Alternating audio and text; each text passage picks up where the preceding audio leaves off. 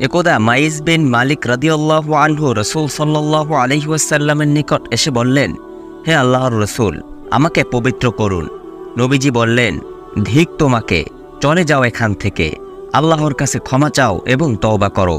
তিনি চলে গেলেন এবং সামান্য একটু দূরে গিয়ে পুনরায় ফিরে আসলেন এবং আবারও বললেন, হে আল্লাহর রাসূল, আমাকে পবিত্র করুন। নবীজি বললেন, ধিক তোমাকে, চলে যাও এখান থেকে, আল্লাহর কাছে ক্ষমা চাও এবং তওবা করো। এভাবে তিনি যখন চতুর্থবার এসে বললেন, তখন রাসূল সাল্লাল্লাহু আলাইহি ওয়াসাল্লাম তাকে জিজ্ঞেস করলেন, আমি তোমাকে কোন জিনিস হতে পবিত্র করব? তিনি বললেন, জেনা হতে। আমি জেনা করে ফেলেছি। তার কথা শুনে রাসূল সাল্লাল্লাহু আলাইহি ওয়াসাল্লাম সাহাবীগণকে জিজ্ঞেস করলেন, এই লোকটি কি পাগল? লোকেরা বলল, না, সে পাগল নয়। নবীজি আবার বললেন, তবে লোকটি কি মদ পান করেছে? তৎক্ষণাৎ এক ব্যক্তি দাঁড়িয়ে তার মুখ শুকে তার মুখ হতে মদের কোনো গন্ধ পেল না। অতঃপর নবীজি তাকে জিজ্ঞেস করলেন, তুমি কি সত্যিই জেনা করেছ? সে বলল, হ্যাঁ। এরপর নবীজি তাকে রজমের নির্দেশ দিলেন। তখন তাকে রজমের মাধ্যমে মৃত্যুদণ্ড দেওয়া হলো। প্রিয় সুধী, রজম একটি আরবি শব্দ, যার অর্থ পাথর নিক্ষেপ। ইসলামী আইন অনুসারে ব্যভিচারের ক্ষেত্রে বিবাহিত অপরাধীকে পাথর নিক্ষেপ করে হত্যা করতে হয় এবং অবিবাহিত অপরাধীকে বেত্রাঘাতের পর নির্বাসনে পাঠানো হবে। অপরাধী নারী বা পুরুষ সেটা বিবেচ্য বিষয় নয়। এই ঘটনার 2-3 দিন পর রাসূল সাল্লাল্লাহু আলাইহি ওয়াসাল্লাম সাহাবীগণের নিকট এসে বললেন, তোমরা মারিস বিন মালিকের জন্য আল্লাহর কাছে ক্ষমা প্রার্থনা করো। তখন সাহাবীগণ বললেন, আল্লাহ মারিস বিন মালিককে ক্ষমা করুন। এরপর নবীজি বললেন, সে এমন তওবা করেছে, যদি তা সমস্ত উম্মতের মধ্যে বিতরণ করে দেওয়া হয় তবে তা সকলের জন্যই যথেষ্ট হবে।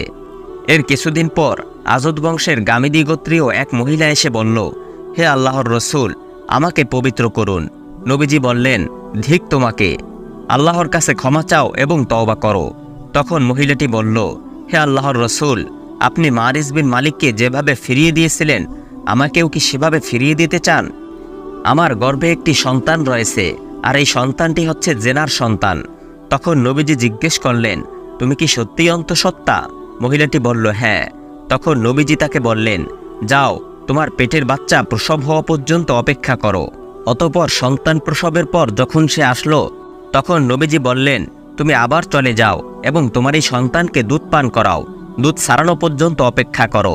এরপর যখন বাচ্চাটি দুধ খাওয়া বন্ধ হয়, তখন মহিলাটি বাচ্চার হাতে একখণ্ড রুটির টুকরো দিয়ে তাকে সাথে নিয়ে রাসূল সাল্লাল্লাহু আলাইহি ওয়াসাল্লামের দরবারে উপস্থিত হয়। এবার মহিলাটি এসে বলল, হে আল্লাহর রাসূল, এই দেখুন, আমি তাকে দুধ পান ছাড়িয়েছি, এমনকি সে এখন নিজ হাতে খাবারও খেতে পারে। তখন রাসূল সাল্লাল্লাহু আলাইহি ওয়াসাল্লাম বাচ্চাটিকে একজন মুসলমানের হাতে তুলে দিলেন। পরে মহিলাটির জন্য একটি গর্ত খোঁড়ার নির্দেশ দিলেন। তখন তার জন্য বক্ষ পর্যন্ত গর্ত খনন করা হলো এবং তাকে সেখানে রাখা হলো। এরপর জনগণকে নির্দেশ দিলেন হত্যার উদ্দেশ্যে মহিলাটির গায়ে পাথর নিক্ষেপ করার। তখন সকলে পাথর নিক্ষেপ করতে লাগলেন। এরই মধ্যে খালিদ রাদিয়াল্লাহু আনহু সম্মুখে অগ্রসর হয়ে সেই মহিলাটির মাথায় একখণ্ড পাথর নিক্ষেপ করলেন এবং সেই রক্ত এসে তার মুখের উপর পড়ল। তখন তিনি মহিলাটিকে গালমন্দ করতে লাগলেন। তা শুনে রাসূল সাল্লাল্লাহু আলাইহি ওয়াসাল্লাম বললেন, থামো হে খালিদ, যার হাতে আমার জীবন, তার কসম করে বলছি, এই মহিলা এমন তওবা করেছে, যদি রাজস্ব আদায়ে কারচুপিকারী ব্যক্তিও এমন তওবা করত তাহলে তাকেও ক্ষমা করা হতো। অতঃপর নবীজি ওই মহিলার জানাজার নামাজ আদায়ের নির্দেশ দিলেন এবং নিজেও তার জানাজা পড়লেন। তখন ওমর রাদিয়াল্লাহু আনহু বললেন, হে আল্লাহর রাসূল, আপনি এই মহিলার জানাজা পড়লেন, অথচ সে জেনা করেছে। জবাবে রাসূল সাল্লাল্লাহু আলাইহি ওয়াসাল্লাম বললেন, এই মহিলা এমন তওবা করেছে, তা যদি 70 জন মদিনাবাসীর মধ্যে বন্টন করে দেওয়া হতো তবে তা যথেষ্ট হতো। তুমি কি এর চাইতে উত্তম কোনো তওবা পাবে, যেই ব্যক্তি শুধুমাত্র আল্লাহর সন্তুষ্টির জন্য নিজের জীবন উৎসর্গ করেছে? প্রিয় সুধী, বান্দার গুনাহ মাফের অন্যতম মাধ্যম হল তওবা। সে এর মাধ্যমে পুত পবিত্র হয়ে মহান আল্লাহর প্রিয়ভাজন হতে পারে। বনী ইসরাইলের এক ব্যক্তি অপর এক ব্যক্তির নিকট 1000 স্বর্ণমুদ্রার ঋণ চাইলে ঋণদাতা বলল, কয়েকজন সাক্ষী নিয়ে আসো, আমি তাদেরকে সাক্ষী রাখব। গৃহীতা বলল, আল্লাহই সাক্ষী হিসেবে যথেষ্ট। তখন ঋণদাতা পুনরায় বলল, তবে একজন জামিনদার উপস্থিত করো। সে বলল, আল্লাহই জামিনদার হিসেবে যথেষ্ট। তখন ঋণদাতা বলল, তুমি ঠিকই বলেছ। সে নির্ধারিত সময়ে পরিশোধের শর্তে 1000 স্বর্ণমুদ্রা ধার দিল। অতঃপর সে ঋণগ্রহীতা সমুদ্র যাত্রা করল এবং তার ব্যবসায়িক প্রয়োজন পূরণ করল। পরিশোধের সময় ঘনিয়ে আসলে সে যানবাহন খুঁজতে লাগলো, যাতে নির্ধারিত সময় ঋণদাতার নিকট এসে পৌঁছাতে পারে, কিন্তু সে কোনো যানবাহন পেল না। তখন সে এক টুকরো কাঠ নিয়ে তা ছিদ্র করল এবং ঋণদাতার নামে একখানা চিঠি ও 1000 দিনার ওর মধ্যে ভরে ছিদ্রটি বন্ধ করে দিল। এরপর ওই কাঠখণ্ডটা সমুদ্র তীরে নিয়ে গিয়ে বলল, হে আল্লাহ, তুমি তো জানো আমি এক ব্যক্তির নিকট থেকে 1000 স্বর্ণমুদ্রা ধার চাইলে সে আমার কাছ থেকে জামিনদার চেয়েছিল। আমি বলেছিলাম, আল্লাহই জামিনদার হিসেবে যথেষ্ট। এতে সে রাজি হয়ে যায় এবং আমাকে 1000 স্বর্ণমুদ্রা ধার দেয়। তারপর সে আমার কাছে সাক্ষী চেয়েছিল। আমি বলেছিলাম, সাক্ষী হিসেবে আল্লাহই যথেষ্ট। এতে সে রাজি হয়ে যায়। আমি তার প্রাপ্য তার নিকট পৌঁছে দেওয়ার উদ্দেশ্যে যানবাহনের জন্য যথাসাধ্য চেষ্টা করলাম, কিন্তু পেলাম না। আমি ওই 1000 স্বর্ণমুদ্রা তোমার নিকট আমানত রাখছি।